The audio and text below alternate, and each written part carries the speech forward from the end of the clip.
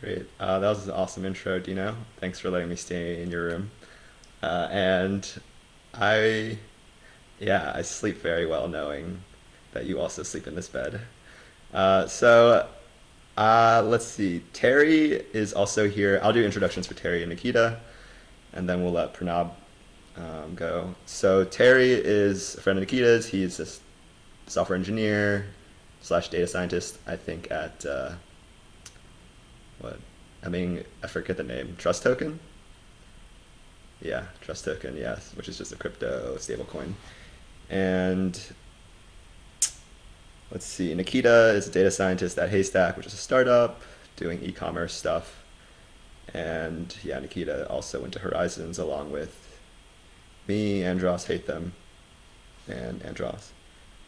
Yeah, so Pranab, are you there? Hey Pranab, we were just doing introductions. Thanks for joining us. You're the last one, so if you could just kind of talk about who you are, how you know me, and why you're interested in this workshop, it'd be great. Thanks.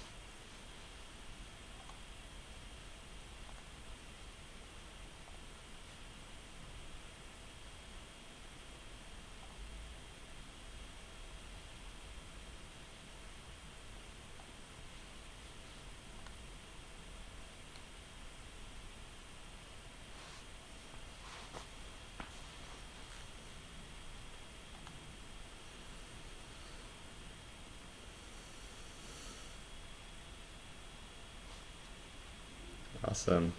Yeah, thanks guys. So we'll start getting into the meat of this workshop now that we've got the presentations over. So I'm going to share my screen, and you guys are free to share your screen as well, or just share your video, just to keep this like pretty human and interactive. But yeah, let's all pull it up together, the Notion page I shared with you. Um, and it's also linked to in the group chat of this Google Meet. And yeah, let's see. I should be presenting now. Yep. Let me pull this guy up right here. Wow, look at that. Sick effect.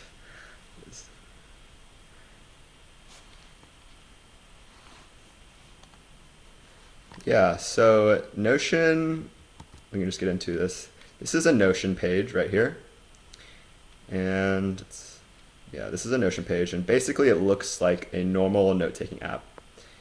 We already did this. So if you open that link, you can drop down, click on these toggles, and first, create an account, download the desktop application. This is optional. Download the mobile app. It's on iOS and Android, and download the Chrome extension. Definitely do these first three. You need an account. The app is pretty crucial, and the Chrome extension is pretty important too. Desktop application also recommended, but not necessary. It's just a web application at the end of the day.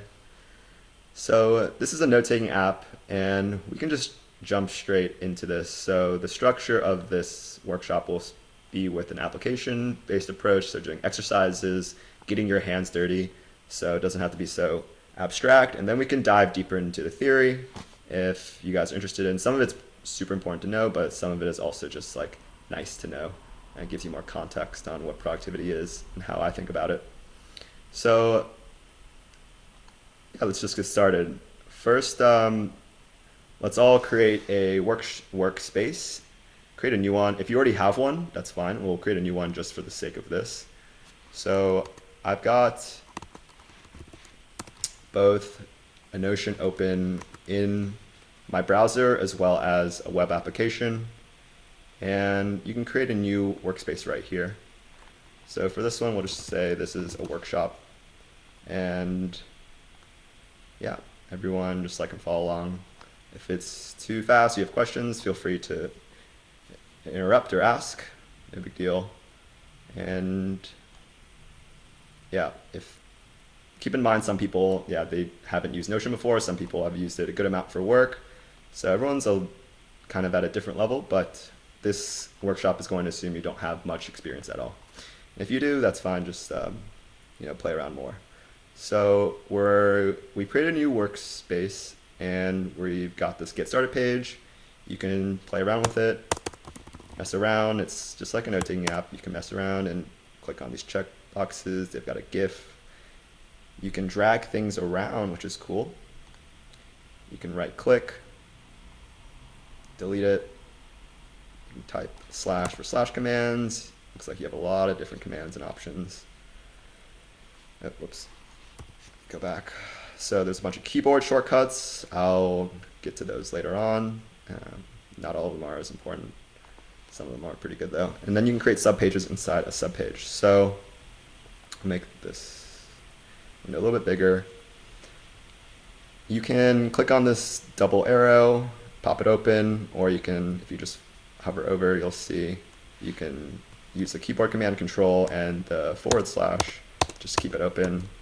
Keep it open right now just to show you kind of architecture of this workspace. So we've got a private get started page that they generated for us. We've got a workspace, and if you look at this get started page, you'll see that there's an arrow on the left. You can click on that and you can see that the example subpage is there.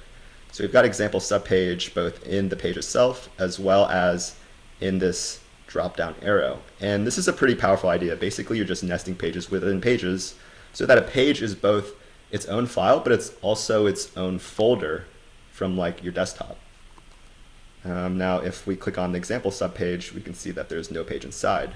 But if we click on it and then we say create a page, then we've created a third subpage, subpage, and you can see it's nested. We can click here to go back up. We can click get started to go back up. And yeah, the power of nesting pages within pages is pretty powerful, and you'll see this pattern continue to appear again. So the first thing we'll do after playing around with this get started page is create a Y page. Now the get started page is in the private section, but I like to use the workspace. It's just a little more easier to use. So we can create a Y page. So if you hover over, you can see that only you can access these pages. For private and a workspace, anyone in the workspace could access it. So this is kind of assuming you're in a company or like an organization where multiple people use it. And it's, I forget how exactly, but workspace is just a little more fluid. But if it's just using this yourself, then just use the workspace because no one else is going to be able to look at it anyways. But say like if we're working at a company, we can all have workspace for like company docs, like our work boards or whatever, but private would just be your private notes and no one else would be able to see. So Notion's pretty nice because it's super user-friendly. The design is a big part of it. There's a lot of designers there. And you can add emojis, you can add images, and it just makes it really nice and personal. You can get your images from NASA, museums, etc. And you can add emojis, whatever you like, just random one. So we'll start off with a Y page, and you don't need to figure out what your purpose in life is yet, but it's something you should probably figure out someday, or at least it's something you should work on every day. I do at the very least. And we could say it's for a company. We can put in this company as well, just like why does this company exist? What is its purpose? We can get to that later when we go back to my actual workspace. But in general, it's probably just to make an impact. It's the same thing, but it's something that I do ask every day when I wake up, just to like really figure out, because it is different every day, and it's not an endpoint, it's a process. So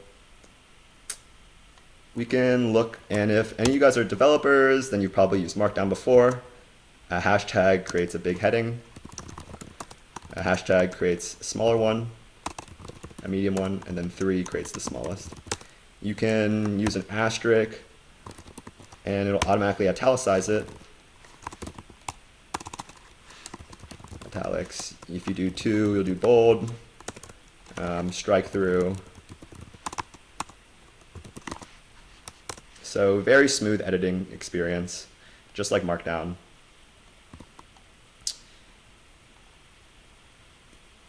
Yeah, you can do code snippets too if you like to code. Now there are text shortcuts, and all of those text shortcuts were essentially the markdown just being converted to a nice format.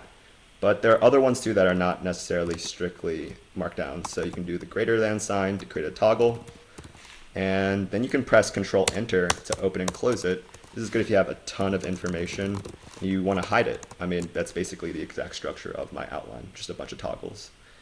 You can do checkboxes, which are really nice when you have to do things. Task 1, and you can again press Control or Enter to toggle it. Just a nice little shortcut. Quotes, bullet lists, you can use a hyphen, or you can use an asterisk. That's pretty much markdown behavior. And ordered lists. So 1, 2, 3, 4, and it will auto order them for you. Oh, don't want that. Control-Z works, of course. So we'll move on to some other shortcuts. Control-Shift-1, it's a quote. Yeah, it's all there. So I'm going to move fast. Yeah, you guys have this as reference, so always look back at. And Control-Shift 1, 2, 3, 4, 5, 6, 7, 8, 9 is pretty useful. Just another way to format things and convert them between one another. Yeah, shortcuts are nice. So you can open the side drawer with Control // and then Control / to do a menu. This is just another way to do some Notion operations. You can do the normal formatting stuff. So you can just convert that into other types of lists. But there's other things too as well. So like there's an embed command, and I can embed images. Let's see. This guy right here.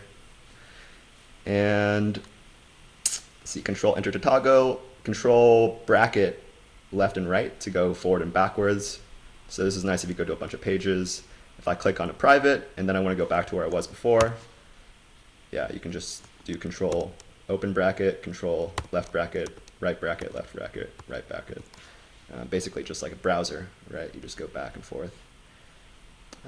Shift-Enter, it's useful when you want to create a new item, or you want to create a new line, but you don't want to create a new item in a list. So this is just like description.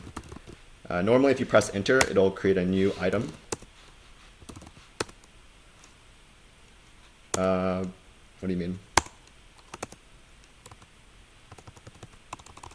I don't know what you mean, but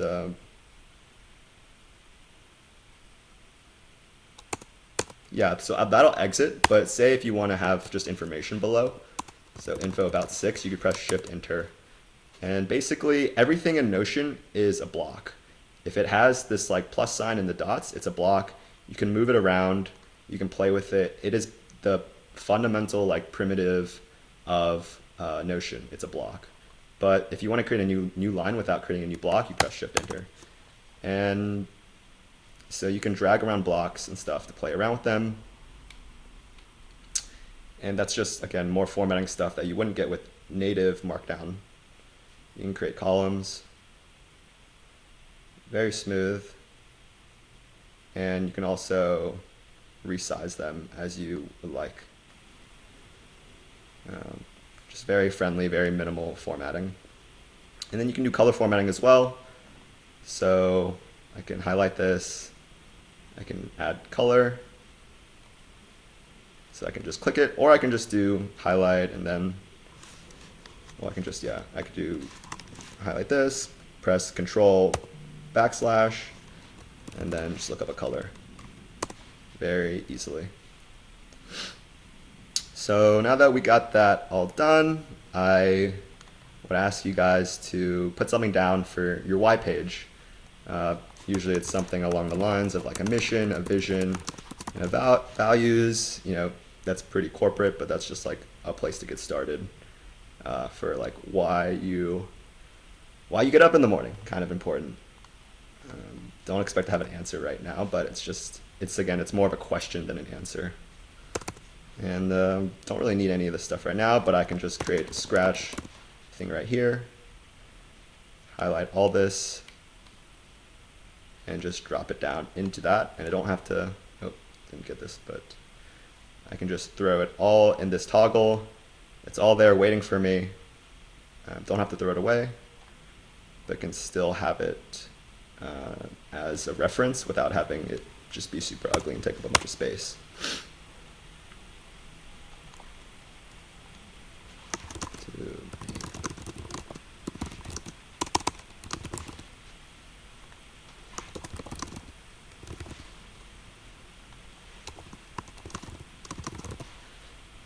Cool. So, yeah, colors are not super important to me. It's really good for visual people. Notion's really good because it can work for visual people. It can also work for pretty data-oriented numbers people. I'm slightly more in the latter. We'll get to some of the numbers now, actually. So we've created our first page. Congratulations. Now we're going to move on to collections, which is what I consider the actual powerful part of Notion. It's nice to look good, but functionality is more important to me. So we'll create an inbox table. Now you can do that right here with add a page, and create an icon. So I'm going to do search. Right now we're creating our very first collection. So you see we have the different types of pages you can create. I do recommend looking at templates when you have time. I'll get to that later too, but we can create a database, and there's 5 different types of databases. They're all the same under the hood. We'll create a database table because that's like kind of the most classic one. And yeah, this is different than a page, right? This is like kind of Excel sheets looking like. And basically Nikita and Nick already know this, but an inbox is kind of one of the first recommendations of the getting things done system. I'll dive deeper into the frameworks later on, but an inbox is basically like, exactly what it sounds like. It's you put in anything that you think of on the spot, and it's just a place to dump your ideas. And oh, I have to buy groceries for Thanksgiving. Oh, I want stuffing. Just like add all that stuff here and then organize it later, because you just need to get it somewhere so you don't forget. And right now I'll show you what that looks like in the mobile app. Let's see here. And this is why it's like pretty important to have the mobile app, because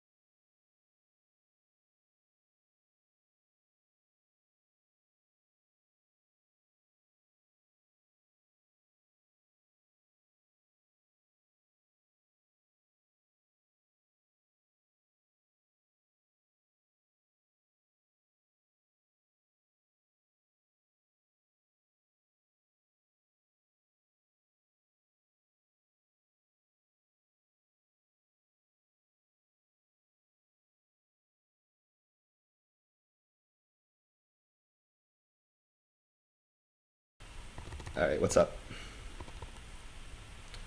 All right, yeah, so if you guys have the mobile app, I would recommend you take a minute right now and try to create a new page in your inbox, just so you can have, what's up? You create a page within the inbox, so it automatically gets sent to this table. And so while you guys create your first inbox item in your mobile app, I'll just like talk out loud. If you look at the table, there's also a tags column and a files column. Basically, a table has multiple kinds of columns with different data types. Like you could do just text, you could do a number, you could do like a file. You don't really need any of that for inbox because it's super raw. You just throw in raw material. You don't try to think about categorizing it. It'll go somewhere else eventually. So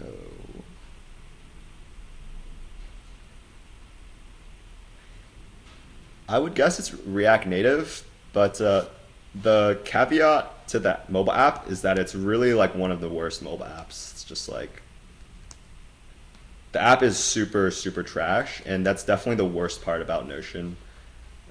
It's really slow, and particularly with like typing text. Sometimes if you're writing and you don't have like good reception, then if you don't have a strong network connection, then it'll lag behind, so that like while you're typing, it'll like add random characters because it's like trying to autocorrect. And it doesn't really have like an offline, like if it's offline, you have to press the new page like twice to add something to the inbox. So overall, both the desktop as well as the mobile application are very, very slow, and the offline experience is not great, which is not ideal if you're just trying to like put stuff in the inbox. That being said, their top priority right now is performance, just optimizing speed and page like rendering and editing, and that is taking prioritization over new features such as just like cooler features and an API. So I think they've realized that, and they are trying to optimize just performance and offline stuff and mobile experience. But it is a team of like 15 people, which is pretty unreal if you think about how much this app is blowing up right now.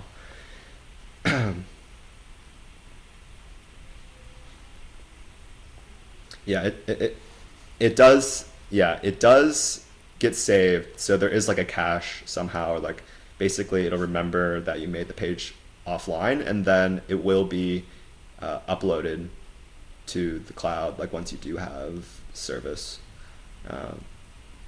Yeah, these are good questions. So not to my inbox, but we will get there soon. We created a table called inbox. So yeah, there's a difference between a table and a page. A page is like our Y page, which has markdown, it has just like bold stuff, like a bunch of text, and it has blocks that you can drag and drop around. A table, on the other hand, doesn't allow you to just like write text wherever you want. It has to be basically in the format of a Google Sheet or like an Excel sheet. You have rows and columns, and within these entries, we can open it, and then we can like modify the content within.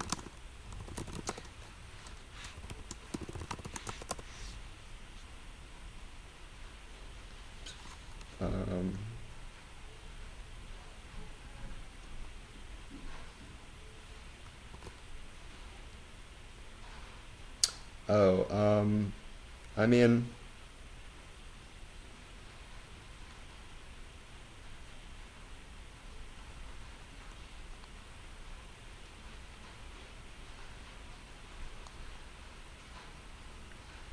yeah, thanks, Nathan. So yeah, within the table, you can modify entries.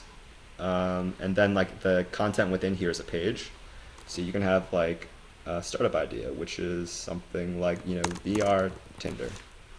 And then we can write like, you know, like customer hypothesis. Like people really hate getting rejected in real life, but they also want, you know, a more human experience. And that's, you know, a hypothesis about this random startup idea.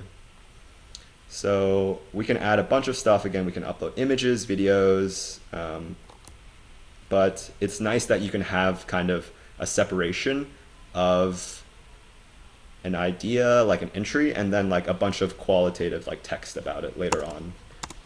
So you can kind of like have structured data when you look at the table with a bunch of similar points of data, but then you can also go deeper. It's a drill down essentially.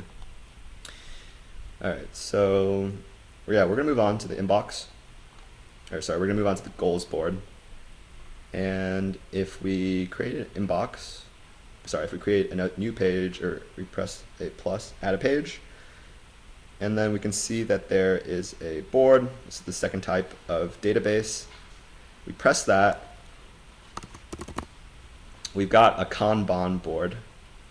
And if you've ever used Trello, then you'll be pretty familiar with something like this. If you've done Agile, Scrum, this is basically like you move from left to right in terms of like the progress that you're doing for any work. And you can add an emoji here. So the reason why the board is really nice is that you can just see how things flow. It's not just like a table, which doesn't have a lot of, you know, inherent meaning to it. It's just a bunch of data. This gives us like kind of a spatial representation, things flowing from left to right. And, you know, you kind of gamify it. You're like, okay, I want to move this stuff over to the right. So we can add a new view. And remember how I said they're all the same thing? They're all databases. You can create a table as well, which is basically what we just had in the inbox, but it's, yeah, I mean, it's just a different view. And so actually, whether it's a board or it's a table, it's actually the same data under the hood. The table is nice because you can see all the columns, and then you can see just everything in a flat manner. But yeah, I mean, each view has different pros and cons, and we'll get to the rest of them later on. So, and you'll see what they are as we play with it more. So the status is like, you know, the progress. And personally for me, some people like, you know, this not started in progress completed thing. Some people like to do for not started. They like doing for in progress. And then for completed, they like done. But most of my like goals and projects, they take, you know, a few weeks at minimum. And so if you just use the in progress, it's not granular enough because everything is just going to be in progress because it takes a while to get things done. So yeah, I actually do something like percentages, and you guys can choose, decide for yourself what statuses work for you. But I kind of have it to the point where I'm just like, okay, you know, is it at the beginning? Is it at the middle? Is it at the end? And like, have I started it or not?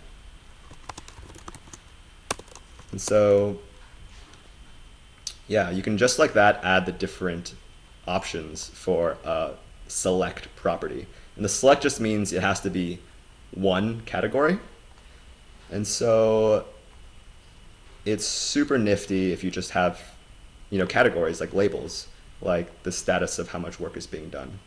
And so like we can play around with this stuff now and see like what that would look like. Yeah, so if I were one of you guys, just like create a project. Actually, don't like, actually no, don't do that yet. That'll be it'll be confusing if you start right now.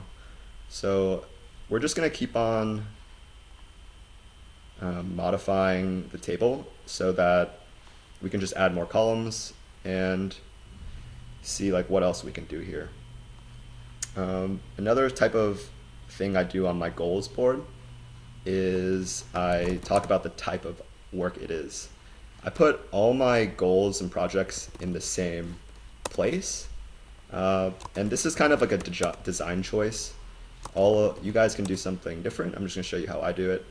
But basically to me, the goals board is where I put all work with a defined outcome, like, oh, we want, you know, X people to buy this or download this app, and it requires some input. So it's very actionable.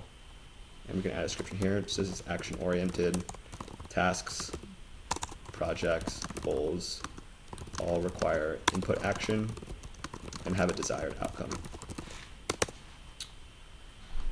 Now, that means that I could have a big project like create a chatbot, or which is at 0%, and that's like a project. Or I could have a small task like buy groceries, and that would be more of a task. I'm not like super anal about like having every field filled, because like sometimes that can be tedious. It's just like just enough. Just like do it when you can, when you're bored, or if it seems like it would be useful to like categorize it at the time and place.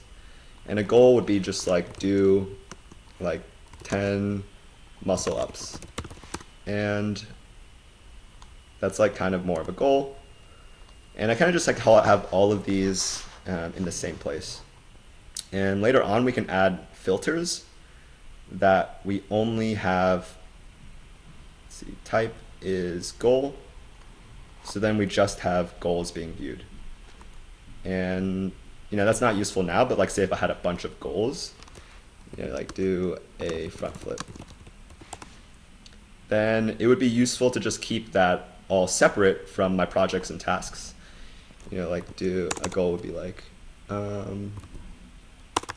well, see, and now like I wanted to say like write a book, but it's like kind of hard to say like where the distinction is between like a goal and a project, which is why I keep everything in the same place, because there really is not like a hard line between a goal and a book, like writing a book, sorry, a goal and a project.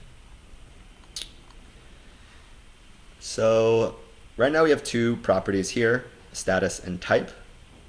We're going to create another column, and this is one of Notion's most powerful features on top of tables. Like tables is one of Notion's most powerful features, and it's powerful for a lot of reasons, and one of them is because of this right here I'm about to show you, which is the relation property. So you can select a different database,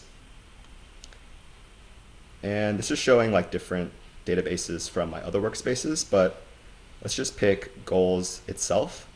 So as it turns out, you can create relations on tables by themselves, like on a table on itself, which is basically a relation. Like not everyone here is a programmer, but it's basically a SQL join, or even just like, you know, a data person. But basically you can join tables like a SQL table, and you can have information from different tables all be rendered at the same time, because sometimes it makes sense to keep it in two different tables. But what Notion does is you can also create a relation on itself. And this is super useful when you have a complex project with multiple tasks underneath it. And that's because you want to break down a project into like a bunch of small manageable parts and then assign them to different people, or to like different days of assignment, like when it's due. And what's more is you can create templates in Notion. So with this like little blue thing, if you click on that little right arrow, you can create a new template. And a template is just like a default page within a table, and it lets you give the default settings and information that you would ever want for whatever it is you want to template. And so for me, like I like to do project management. I like to break down my projects into a lot of tasks. But how do I actually like visualize all my tasks for a certain project? That's like where you can use embedded views, which is another feature of Notion. So I'll show you right here. You can link to pages.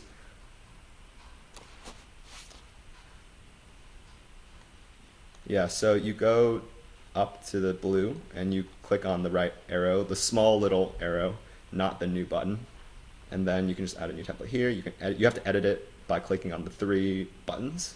You can't click on it itself, or else you'll just create a new instance rather you want to edit the template itself. So you can use slash, remember we have slash commands, and then you can link. You can create a linked database, actually. And so again, you can link a board basically to itself.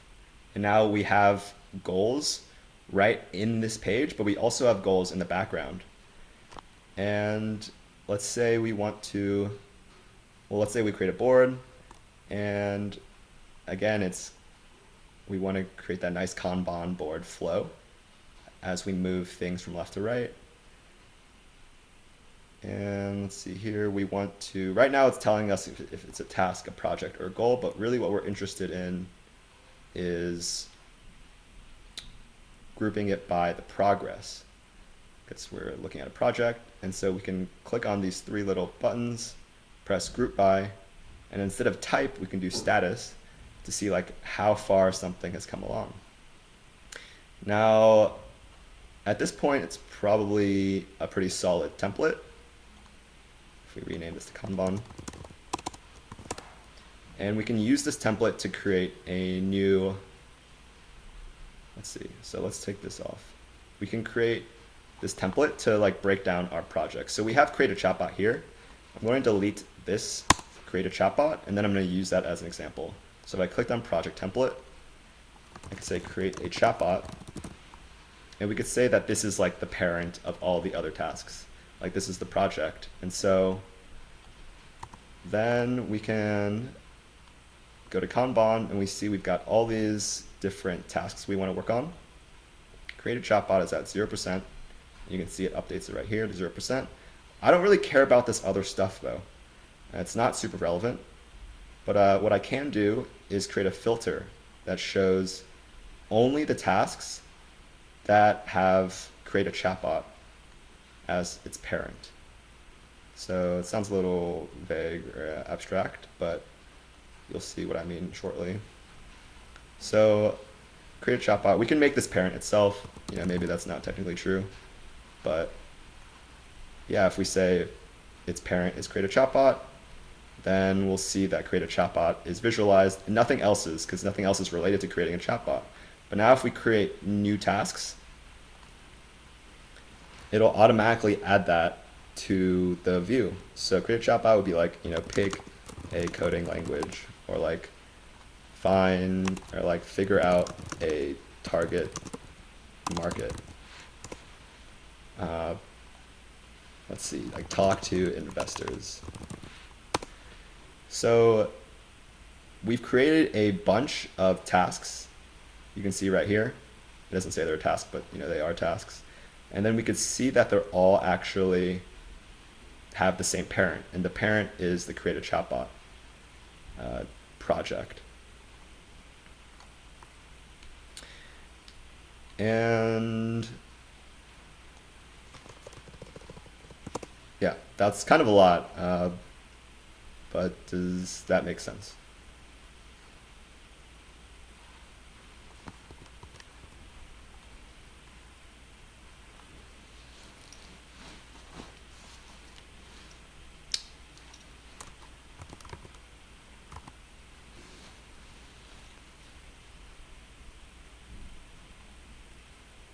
Why does it automatically create a chatbot? Yeah. So basically the filter does. Because the filter says create a chatbot, that means anything that has like the filter, well, anything that you create, any new thing you create will automatically have all the filters that are present at that time. And so that's like a really kind of fast way to create to add a bunch of properties to a board or a database entry. So like rather than having to have something else here, like, you know, like do some social media marketing and then having to click here and say like create a chatbot, this table doesn't have any filters. So like it just shows everything. But if instead I went to this view that already has a filter, it's going to assume any new entries automatically have all of the filter properties there. So basically the filter automatically adds those properties. Cool. Yeah, does anyone have any other questions? Cool.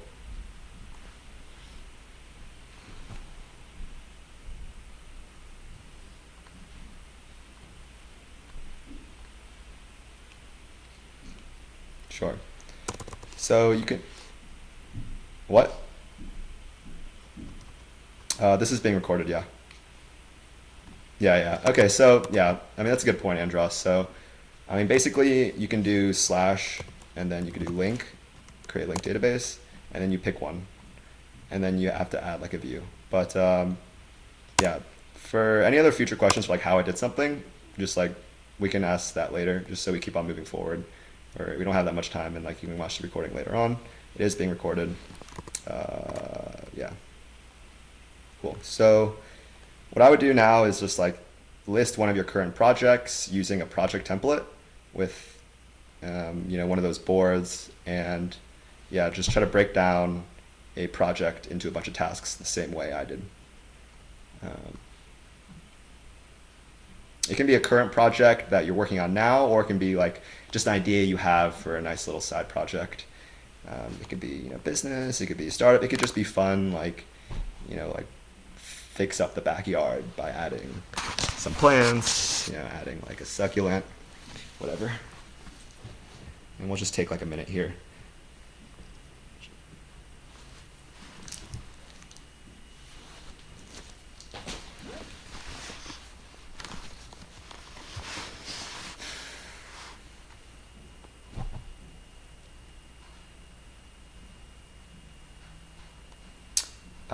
Yeah, we will get to habits later on.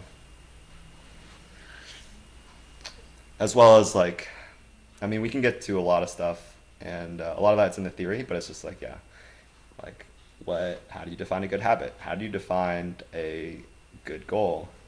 A lot of these goals I've written are actually not good goals in terms of like being defined with a date. So like, yeah, I'll actually just add some other things that I might find useful to my actual goals board. It's nice. You should almost always have a date for your projects and goals, not because it's actually important, but because like the date matters, unless it's like there's a deadline, but because it makes you accountable to yourself. Also, if you pick a date, then the application will remind you. If you have a mobile app or a desktop app, it will actually send you a notification, like a push notification, which is super useful.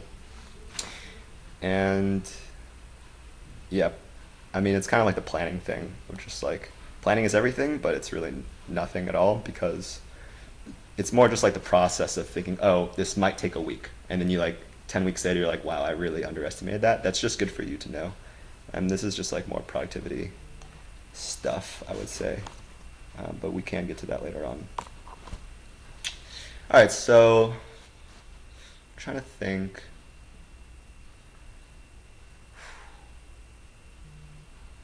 So yeah, there will be a lot more views later on, and you can like customize it to yourself, to your own liking. You can create more templates, etc., more columns, but this is kind of just like a place to get started. So we'll move on to a notebook, and we'll create a new item in the workspace. And yeah, let's make this a table. So here I say create type property. What I do is I have one master notebook, in the same way I have one master goals board. And the notebook is basically pretty awesome in my opinion, because it keeps everything in like one place, and you don't really get lost as you would in Evernote, where you have like tons of different notebooks, tons of stacks of notebooks. Someone made an analogy once, it's like putting a paper into just a stack of papers. You'll never find it again. But if you create certain like selects, multi-selects, you can easily figure out where something is if you can't even find it with search. And you should probably be using search because everything's digital here. So some basic tags I have for my notebook are wiki, table, and a quote. And this is a multi-select. So it's like a select, except you can have multiple multiple categories. Sometimes things don't fit neatly into one category. It can be multiple things. So a quote would be like to be or not to be. And it's just nice to collect these things over time for inspiration or whatever, what have you. A wiki is kind of like, you do some research on something like, how to be more productive, and you end up going down this rabbit hole. You read a bunch of videos, you read a book, and then you ultimately come up with like a 10-step system, whatever, and you come up with a bunch of like nice little mnemonics, like, oh, GTD, like, and then you figure out there's another one called like BASB, there's another philosophy, and then you figure out like there's another one called CDE, which I just made up right now. And you could do research on all of these things, and then you could just tag that as a wiki, as in like, this is useful to know. I might reference this another day. So yeah, these are 3 different types of notes, I would say. 3 different types of notes. And there are other types too, but these 3 I would definitely have if I were you, because I find myself referencing these the most. Now, a table is pretty important because I find that, well, it makes sense to keep all my tables like together, because I can see like all the different types of tables are just actually, like, it makes sense to group them together because they're tables. But the thing is, you can't create a table within a page if it's already in a table. But what you can do is you can create an inline table for whatever reason. And so there you have it. You have a table. And Austin mentioned daily habits. Super happy he did, because that is an example of a really good place to use a habit. A really good place to use a table is with habits. And then you can, make this a checkbox, which is like, did I meditate today? And you can say like yes or no. You could also do something like, did I well, actually, let's say like fast, like intermittent fasting is like pretty popular now. You could say like, how long was it? Like 15 hours. Pretty solid. And yeah, we'll call this habits, and basically you have your table.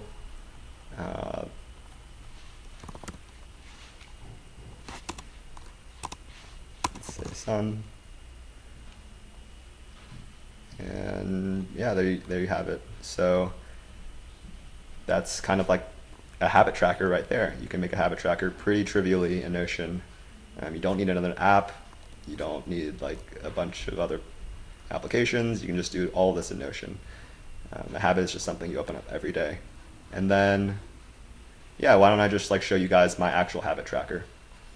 So it's like kind of in a changed spot right now, but basically we could see here, daily. So yeah, you can either use subpages. When you have these arrows, you can like open up subpages, whatever. But if it's a table, then you actually have different views. And so for me, I went straight to the daily. I went to open this up. Let's open this up. I woke up feeling very rested today. And here I have like a bunch of tables, like, oh, I did a meditation. This is like what my dream was about. This is like this drug I used so far, which is coffee.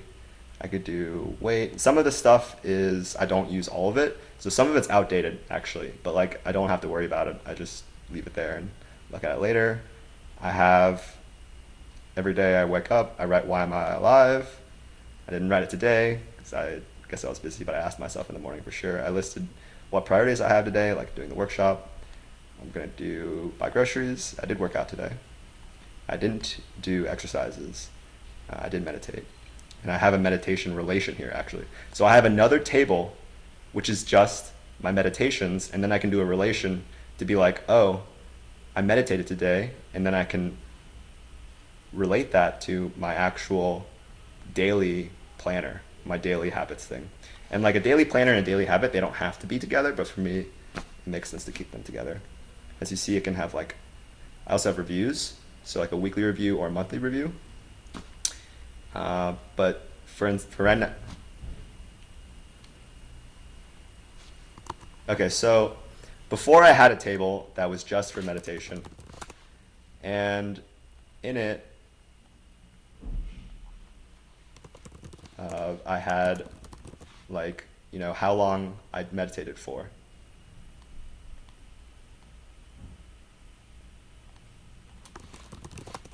But it made sense to me.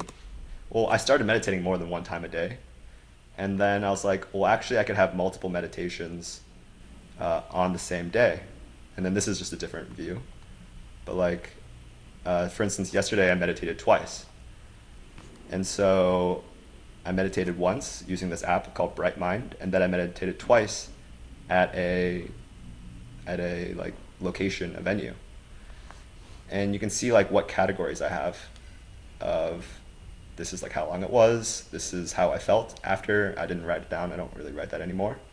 But then I can see that on this day, I meditated twice. And it's kind of just like a join. I want to figure out all the times I meditated on a given day. I don't know if that makes sense. Yeah. So, you can create, this is pretty pessimistic. So you can create checkboxes for like what you want to do, and you can put that in a daily template, or you can just have checkboxes as its own property. So I could have meditate as its a column, or I could just have, or I could create a template which just says daily template, and instead of having a checkbox in as a column, I could just have it as a checkbox within the page itself, and that's just totally up to you. Notion's really flexible. It works however you think about it, and it evolves over time. And so like my daily habits, like I have all this stuff, but like over half of this I added really in the past like 2 weeks. So like my Notion is always evolving. It's a living, breathing, organism that just like kind of continually adapts. So if you looked at mine in like a month, it would look probably quite different. So that's why I'm just trying to give you guys some basics to give you a starting point. So it's cool.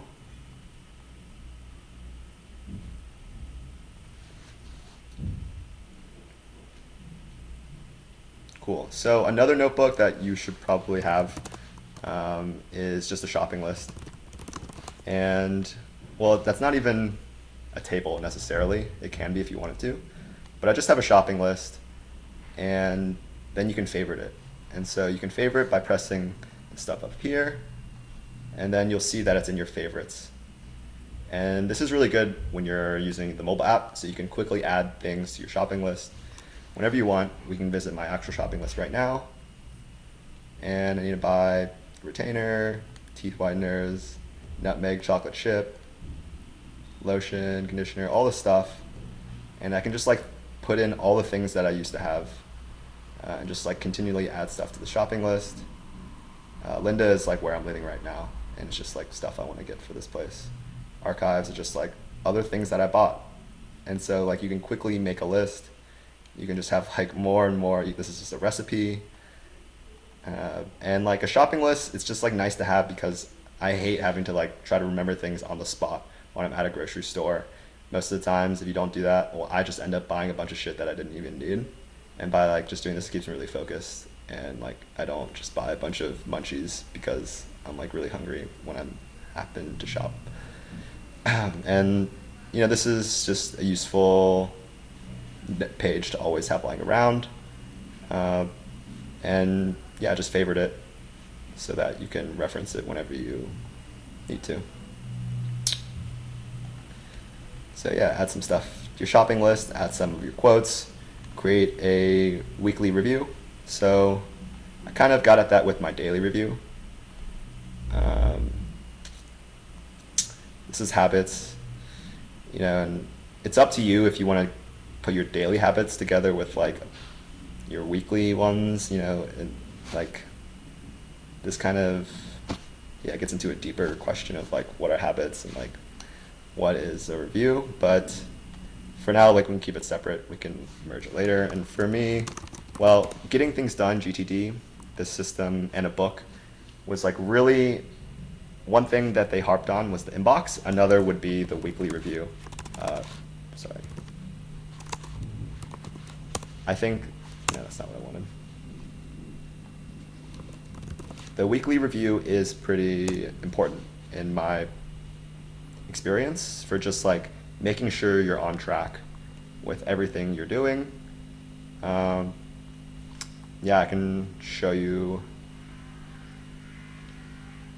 Well, my weekly review, it's basically me just like reflecting on the week. And I write things just like, what was my rose, what was my bud, thorn? And basically that just means like, what was a highlight of the week? What are you looking forward to? And like, what was not great? And so like, you can look back on your week and think just like, okay, it's like, was this a good week or not? How was it? Whatever. And then it's also just like, it can be planning. So like, I mean, what am I looking forward to? That's kind of like what's going on this week. And yeah, we can dive deeper. Like the weekly review is its own topic, but I find that it's pretty helpful to have just like an hour, even not even an hour, just like 10, 20 minutes, even just to think of like, what was the highlight of the week? What was the low light, and what am I looking forward to in this next week? And it just keeps me really grounded.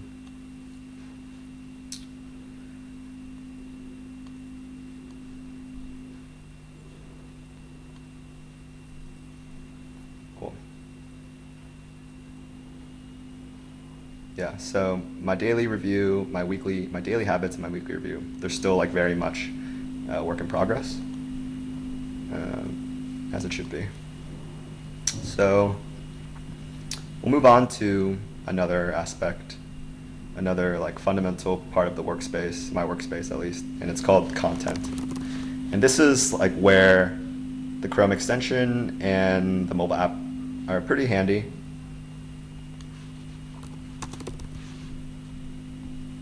We can create a table, and yeah, we can make this a multi-select or a single select. It doesn't really matter, but just like I collect articles, I watch YouTube videos, I read books, and I keep them all together. And an example of how I use that is like, I don't know, Forte Labs.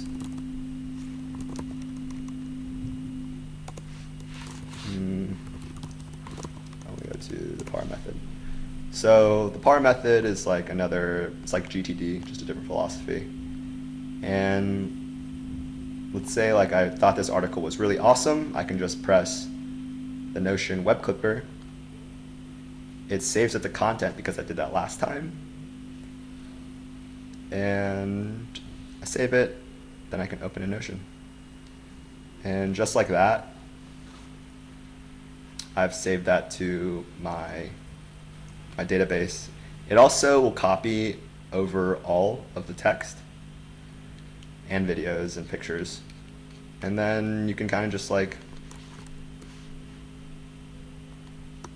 bold as you wish. So this is just like really awesome for collecting really interesting content.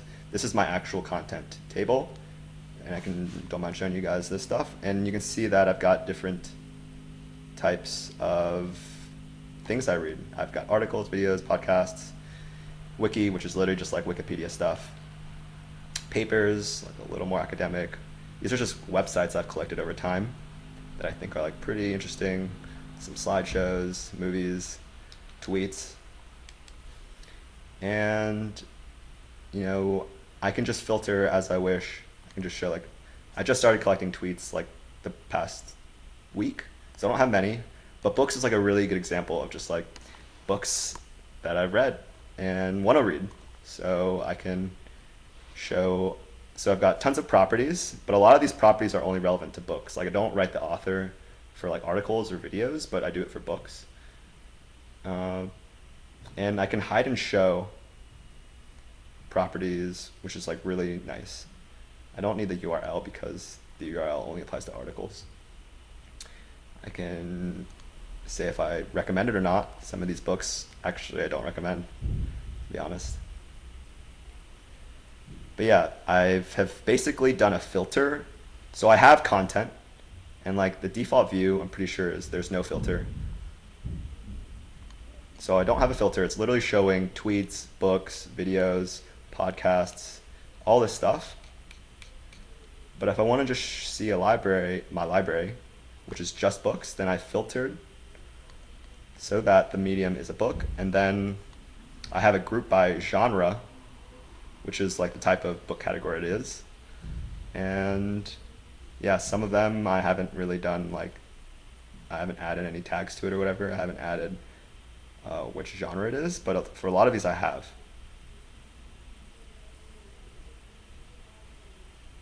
And there's some like smaller, less popular categories. But this is like another good example of why you would want to use a multi-select, because a lot of books actually fall into multiple categories. I mean, there are business books and there are startup books. Sometimes one is one or the other, but sometimes they work together pretty well. It could be a business book and a startup book, but it could also just be like, consulting book, which is not that relevant to startups as much.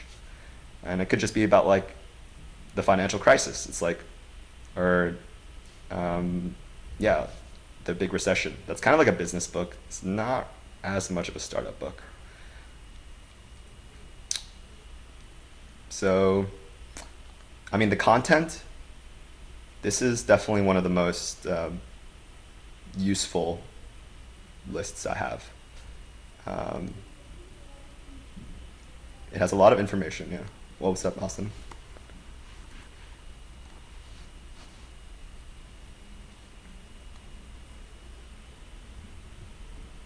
So,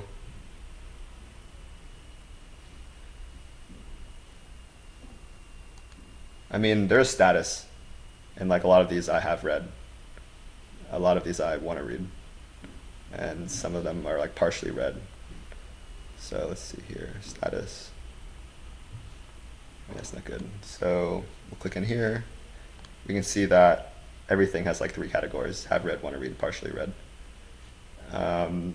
That being said, like I actually have multiple places where I store like my want to read list, because yeah, I haven't felt like an amazing way to find the things I want to read. Like I've stored them in like my Amazon wish list for like books I want to download or books I want to buy. I've stored them here. I store them in like another note. We'll get to that later of like where I actually store it, but there's like a lot of places you could store it. And yeah, having a good Notion system is like basically trying to have one place for everything in its place. Mm-hmm.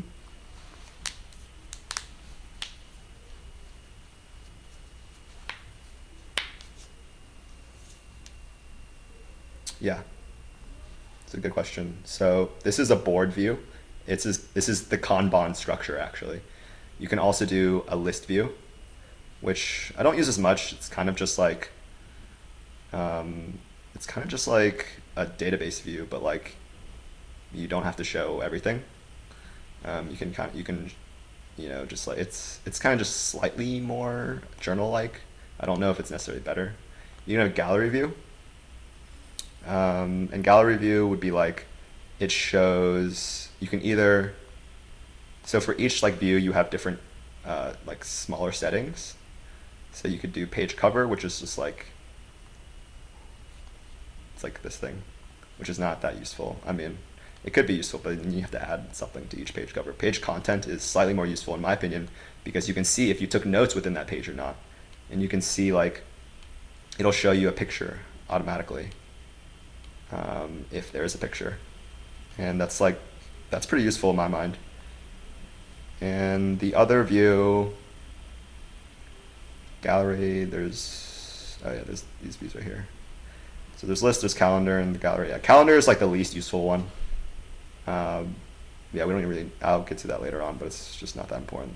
Basically they all use the same data under the hood, and they just have different representations, but it's the same data.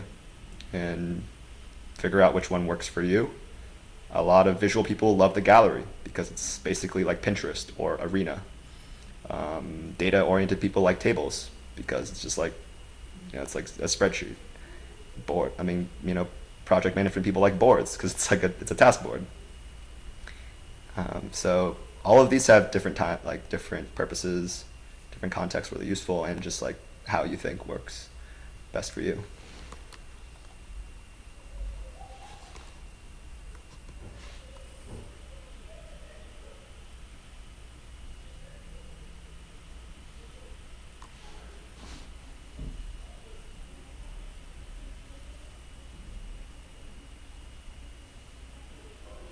Yeah, you just link to the table.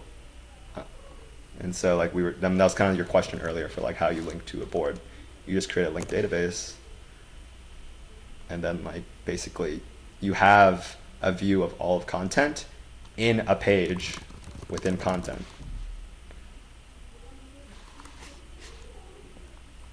Cool. So it could be what?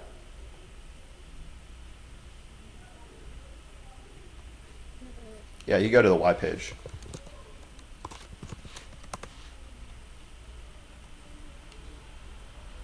And then you're linking to content from the Y page.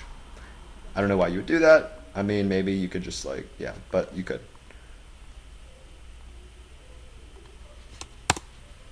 Cool. So if you have iOS or Android, you can do share stuff. You can share something directly to Notion. I don't need to demo that. So the last component of my productivity system is a tags gallery. And to me, that's like really, it's like where everything comes together in a way. I don't use it that much, but I think it's super critical. And basically it kind of just utilizes relations and rollups. So I'll just like show you what mine actual is. So you can see here that this is my actual Notion. I have an inbox, I have goals, I have a notebook, I have content, and I have tags and the Y page. The tags is where everything kind of all comes together. They are emergent. Area tags is what I used to call them. It's like a catch-all for interest in areas of responsibility. And basically, the idea is like, well, Notion doesn't have tags by default. They're not native. They're not a native feature. Unlike in Evernote or maybe in just other note-taking apps like OneNote. But basically, by having a relation, I can relate all the articles or books I've read on productivity to one another and to productivity itself as an idea, as an interest. And then I can look at all the notes I've ever made myself. All the tables I've made, like habits, like, just random ideas I have. And I can also look at all the projects that I've ever created that are all productivity related. And this is kind of just like where it all comes together. So the relation will actually just show you the notes, but I can also embed that view and be like, okay, these are all the things, all the goals that I've ever had that are related. So I also have time horizon, but that are ever related to productivity itself. I can look at all the notes I've created. So I have it up here, but I also can just look at it here of the types of notes I've created, what I actually thought at a given point in time. I can look at when I edited it, when I created that note. Those are just different columns. How do I prioritize? What are all these things I need to do? Or all the thoughts I've ever had. And then finally, like all the shit I've ever read that has to do with productivity, which is like, right here.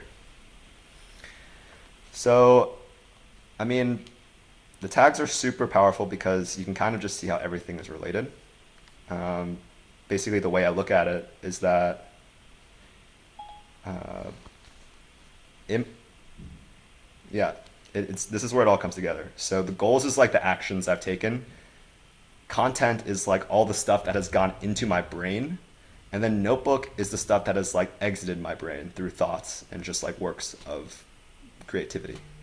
And some of these don't have anything inside because they're just like, I've like read about it, but I don't have any projects or like, it's just like a mild interest.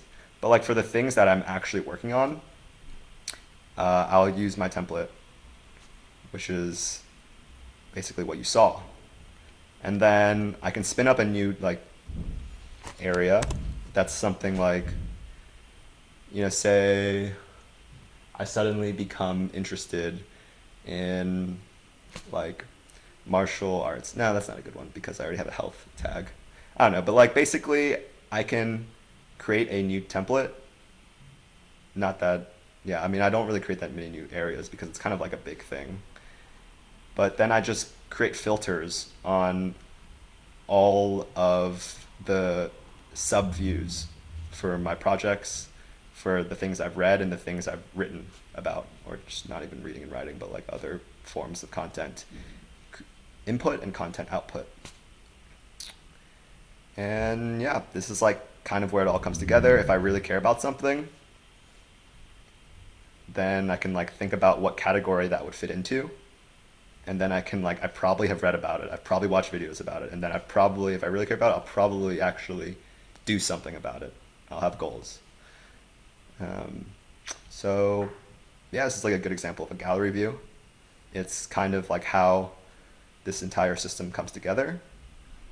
And favorites are all just like other things that are kind of relevant that I like refer to pretty frequently, but like they are itself just like somewhere else in this system. So you guys kind of saw how it all came together now. But basically, yeah, we can think about this like a little more specifically of just like what I just showed you. And basically how it works is I just have ideas. They go into my inbox. Oftentimes I'll put them somewhere else. Like if it's an actionable thing, I'll put it in goals. If it's just like an idea I have, I'll put it in a notebook. If it's just content, then I probably just like dropped it in there with my Chrome extension or used the mobile button. But then like you see it just flows to one of these areas. Then the tags all refer backwards. And these are bidirectional. And so like I can look at all the things that the way they're grouped together. I can look at what I've done, what I want to do, what I've read, and what like just thoughts I have about it. And then you can see here like there's like a miniature goals. So you can like, if it's a big goal, a big project, it can just view filtered on itself. And this is basically like the system architecture. So there is like some theory behind this. There's some method to the madness. And I call it CDE because it's like all these other people come up with fucking like 3-4 letter abbreviations. So to me, it kind of just means convergence, divergence, emergence. Basically, you have convergent things. You have like everything flowing into one place, like an inbox. And then you have like actions that you want to take. And that would be like a convergent action. And I mean, this like convergence, divergence, emergence thing, it doesn't work perfectly, but just bear with me. I just wanted to come up with like a cool like acronym. So notebook is just like ideas. They just flow. They just come out randomly. Not really sure how. And same thing with content. It's just like, it's a very exploratory thing. It's just like, I'm going to read about as much as I can about this. I'm going to watch a bunch of videos on it. And then emergence, basically the idea that things just happen through a complex system. They just emerge naturally without really design, which is kind of convergence. And then, but it's not completely random either, just like more like divergence. And it's kind of like a strange analogy. And the idea is that like your why, it's a process. It comes about naturally. If you guys just sat about it for like an hour, you wouldn't really know what it was. It just has to come about naturally. Same thing for like tags. Like if you like something, it's eventually going to become a tag because like you really like it and that's just what it is. And then eventually, if you really like it, you'll do something about it. You'll think about it and you'll like read and watch videos about it. So, I mean, that's like really the meat of this presentation. Everything else is kind of just like nice to know. But I understand some people have to leave. This was about an hour and a half, and we can talk more about this other stuff and like talk about questions as well. Up to you guys, but I would like to ask, like, gauge everyone, how's everyone doing right now?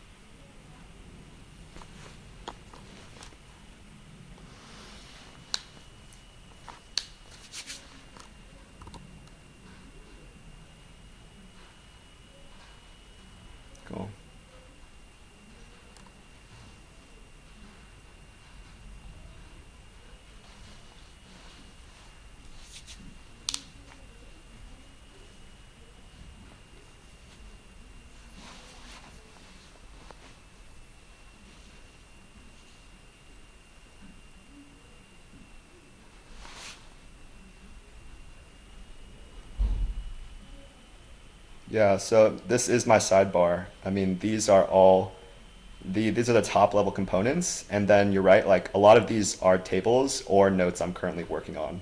So this is like my daily, weekly, monthly review, and that is where my daily habits are right now. But it's also where my weekly like review session happens.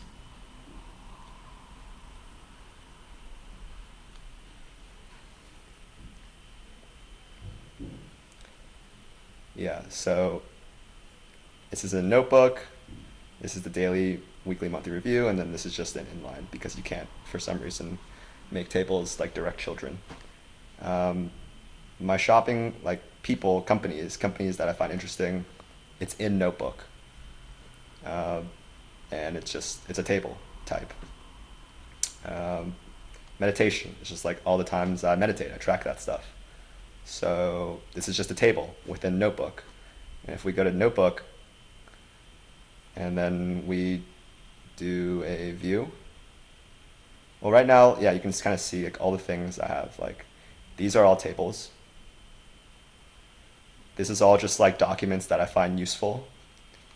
These are questions that I ask, quotes I have, reflections that are just like an insight I have about myself, thoughts. This is like a funny thought. Feelings I have sometimes, social media drafts of like what I should be telling people.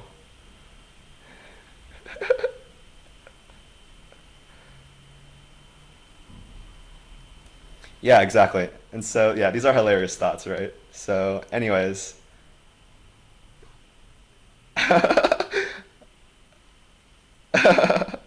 yeah, so basically, um, all right, that's pretty distracting. So, it's a really good question. My weekly review is pretty important to keep everything organized, uh, because basically, if you don't tag them automatically, then you it'll get buried somewhere else.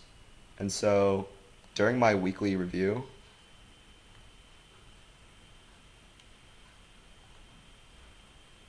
I don't actually use this, so I don't use this part. That was just like an experiment. But basically, let's say I'm doing a weekly review, I will do some administrative stuff, like go to my email inbox and my calendar, look at my finances. But really, a good amount of maintenance needs to be done to keep everything in order. And like the most important stuff is content notebook, because just like categorizing it by the type or categorizing it by the tag is like pretty. I mean, if you don't do that, then you won't find it. Um, and someone did note earlier, yeah, Austin, you know this as well, that if you create a new entry while like a filter is there, it'll automatically create it. So let's like go to spirituality. If I create a new thing, it'll automatically tag it as like that was the tag because I created it in the filtered view.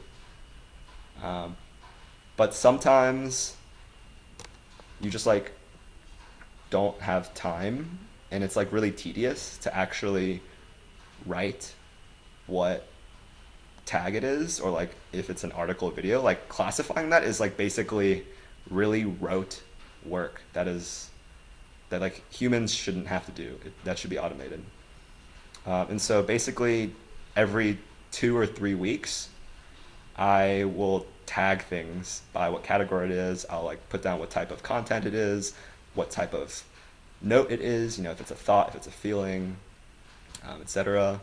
But that's not something that like you should do every single time because it wastes time, honestly. And you can do it uh, multiple at a time pretty easily if you just like use the batch features that they have, which is just like you can move all of this stuff here at once. And so like, just do that once every 2 weeks, every 3 weeks, whenever you feel like it. It's a lot easier to do it that way than to try to do everything the moment that you create it, a note, to like categorize it with all these properties. That's just like, that's busy work, and that's not productive. That's the opposite of productive. That's just busy work. So yeah, do that whenever you feel like it, really.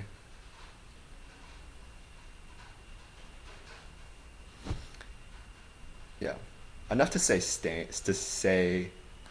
sane.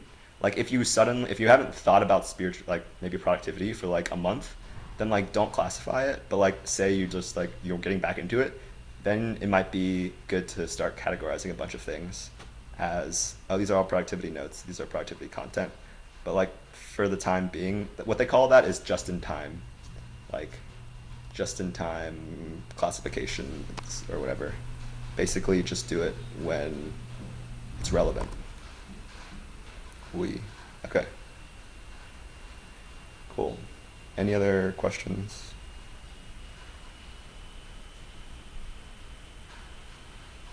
Yeah, for sure.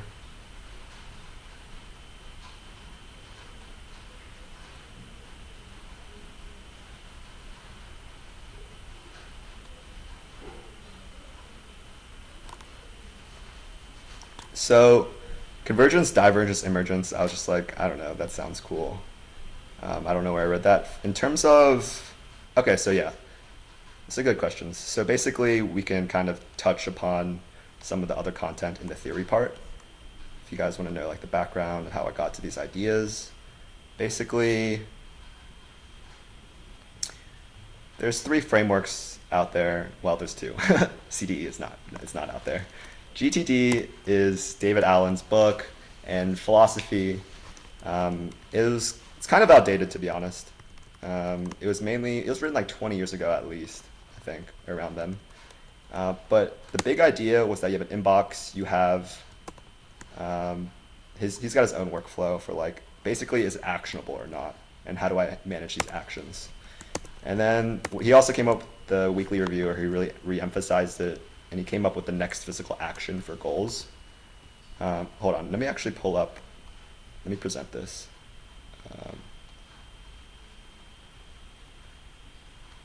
So I'm back to the Teach Notion workshop. I forgot I wasn't presenting for a second. So yeah, there's three different frameworks. There's GTD, there's BASB/PARA, and then, okay, no, there's two frameworks. Mine does not count.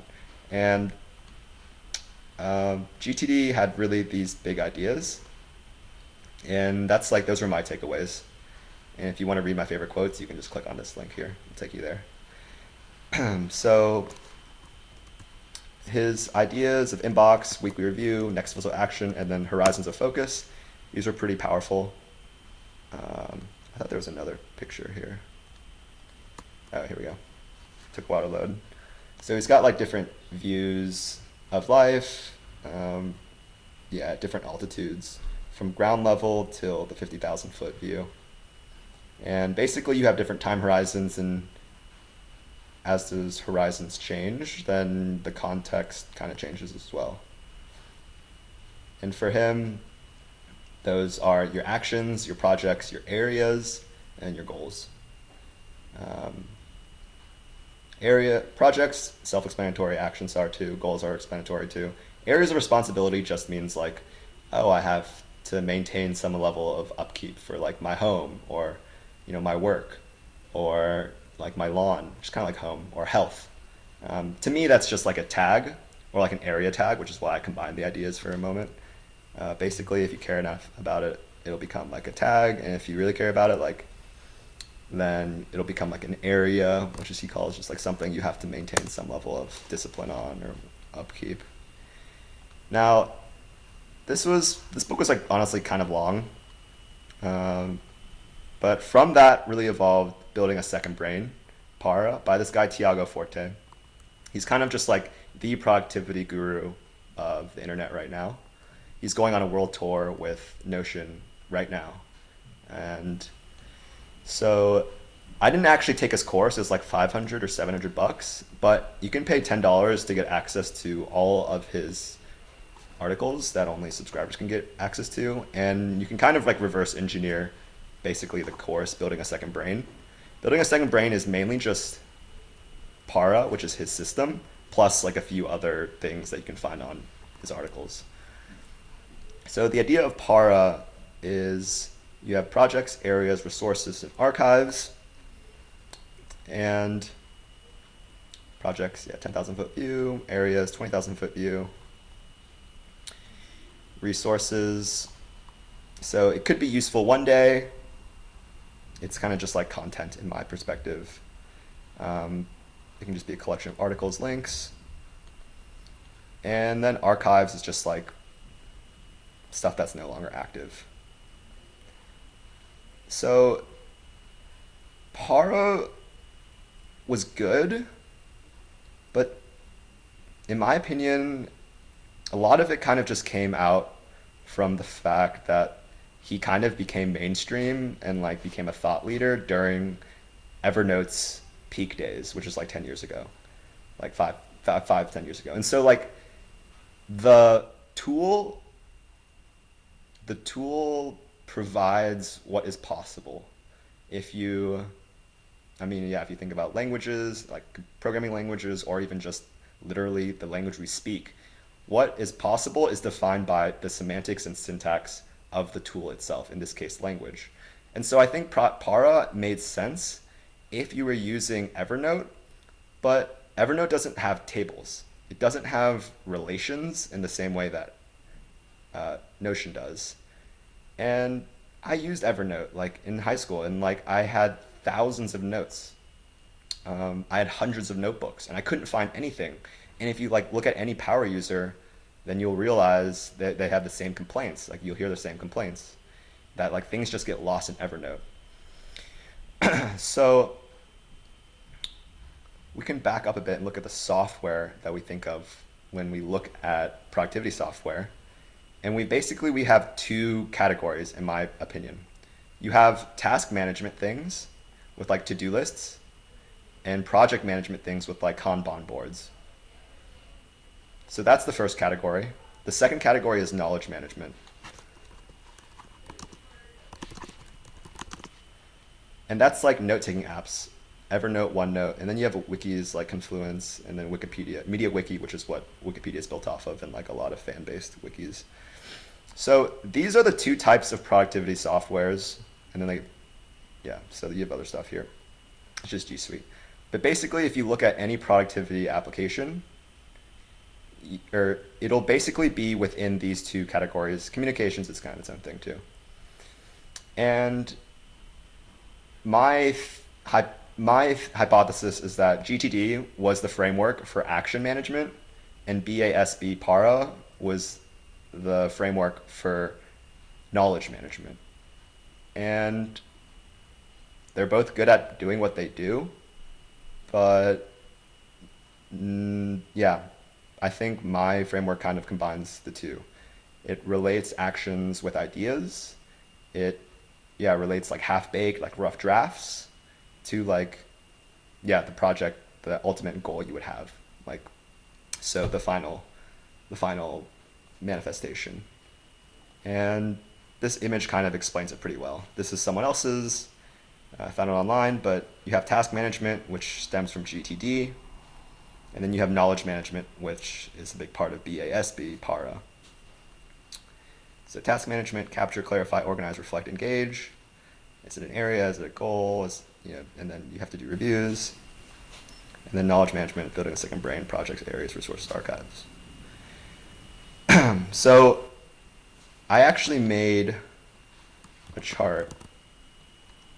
Draw.io, productivity. And basically, I saw that there were two dimensions. There was the task management, and then there was action management.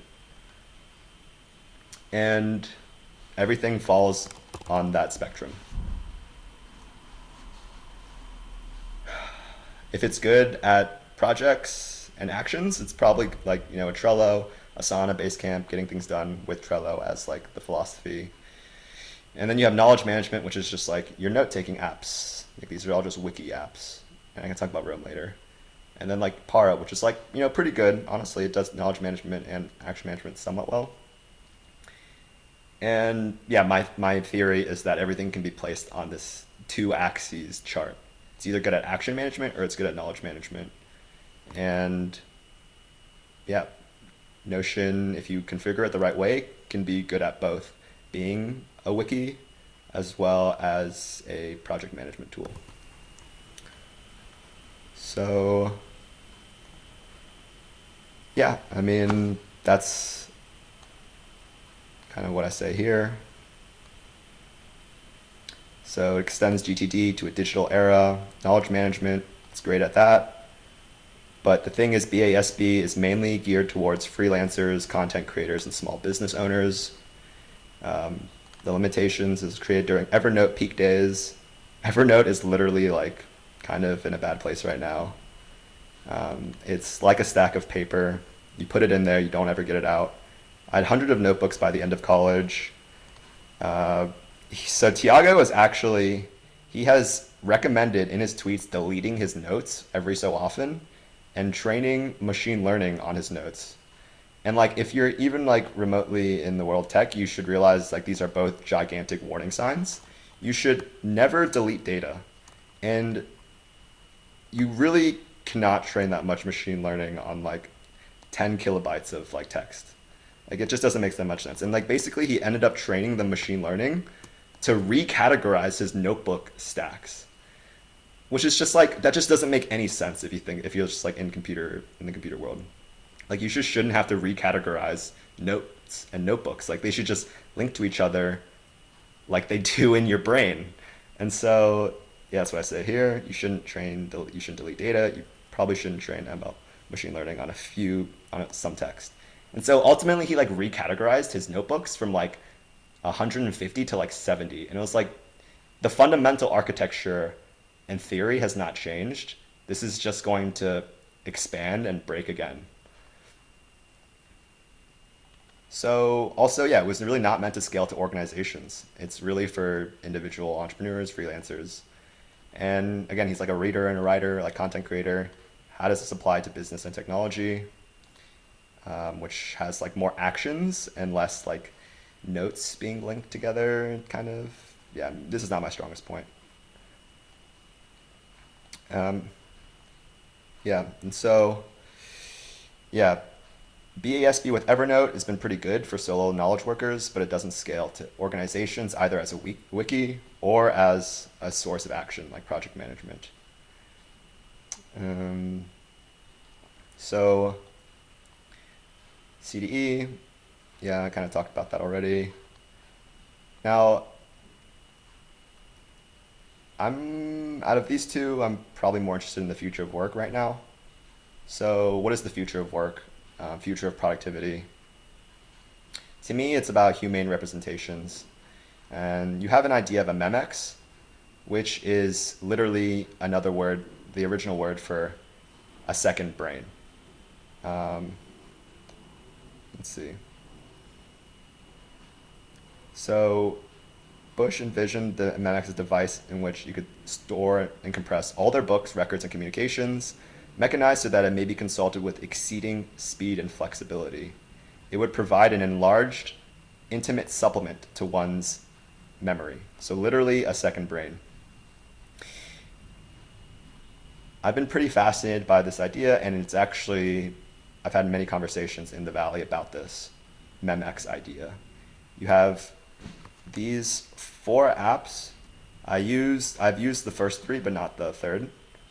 Fiverr.io, I'll show you what this is in a second. But this is Roam. I have an account. Actually, I can just show you mine right now. It'll be easier.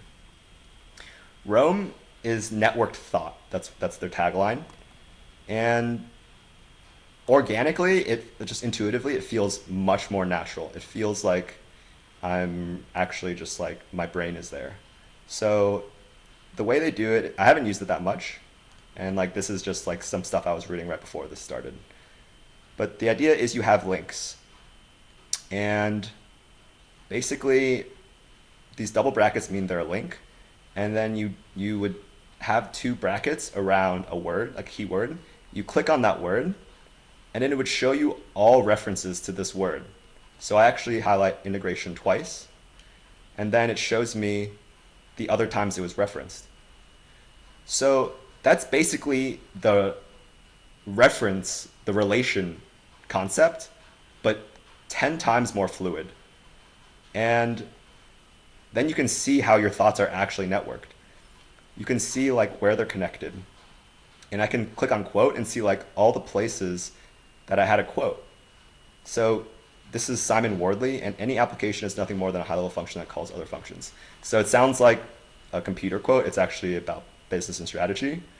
But then I can also just say, oh, this quote about how to make a good chart for data visualization. So they're completely not related whatsoever, except for the fact that they're both quotes. And this isn't really a great Roam demonstration because I don't have a bunch of quotes. I don't have a bunch of ideas. But this kind of illustrates the point and their name as a company, Roam. The idea is you just roam around and you let your brain go on tangents of just like, oh, this is a quote. Okay, this is about like visualization of data. Now this is about just like, what is data? And so it's more like a mind map that happens organically over time. It's way more divergent, way more creative and fluid. Now, I don't know if this app will necessarily beat out Notion. The founder on Twitter, he's in San Francisco and he's on Twitter very actively. He's always like tweeting shit, like shit posting against Tiago, because like Tiago is kind of conservative and this guy's just like a startup. He's very underdog, but like, yeah, he's always like also like roasting and taking shots at Notion, because like in some ways it is competing with Notion, but in others it's also kind of more just like a creative research tool. But it is really fun, and I would keep an eye out for this because it could be the next thing if they just like create a mobile app and make it a lot more user friendly, the way Notion has taken a lot of time into its design. And Tiddly, this is like an OG wiki, and it's the same idea. It's just like you have a bunch of articles, but it doesn't really, but like how do you traverse an entire wiki of like a bunch of links? I mean, you do it organically. So you see there's a link to Mind and it pulls up Mind, and then you see that there's like an interview and be like, okay, well, these are all the interviews. And then say, oh, this is one with Daniel. And then like we can just like click on all these different links and pull it up very organically, other different wiki articles. And so this is kind of like Roam in the sense of it's just links and everything, and ideas are connected. It doesn't make sense to structure it like a table. It doesn't make sense to read it front to back like a book. It makes sense to just like click on links. And deeplink.space is like the same idea. You just click on a bunch of links. I don't know how it's connected. I don't have a good demonstration, but it is the same idea, deeplink.space. So these are all memexes, tiddly, roamresearch, deeplink.space. Fibery.io is, I found out about this last week, and it's basically Notion, but super enterprisey.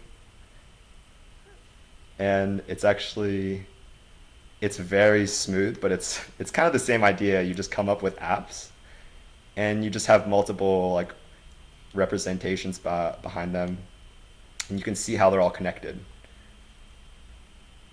And so it's a graph. It's like ideas and like data, they're connected.